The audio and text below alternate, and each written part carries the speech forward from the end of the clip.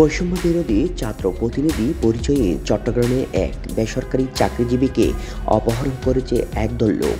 অপহরণের পর ভুক্তভোগীর পরিবারের কাছ থেকে ৫ লাখ টাকা মুক্তিপণ ও ১৫ লাখ টাকার একটি ব্যাংক চেক আদায় করেছে অপহরণকারীরা।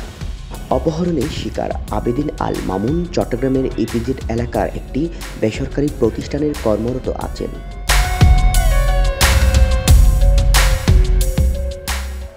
বিভিন্ন জায়গায় আমাদের অভিযানের উপস্থিতি টের পেয়ে রাত 2টার দিকে আপনার ইম্পেরিয়াল হসপিটালের সামনে ভিকটিমকে রেখে ওনারা চলে যায়।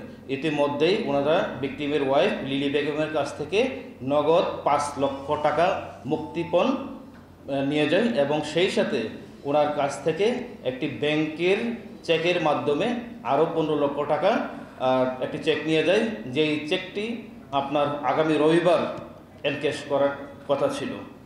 তো আমরা ভিকটিমকে উদ্ধার করে ওনার বাসায় পৌঁছে দেই এবং সে সাথে সাথে আমাদের অভিযানিক দল আমরা ৪ জনকে সারা রাতব্যাপী অভিযান পরিচালনা করে তাদেরকে আটক করি।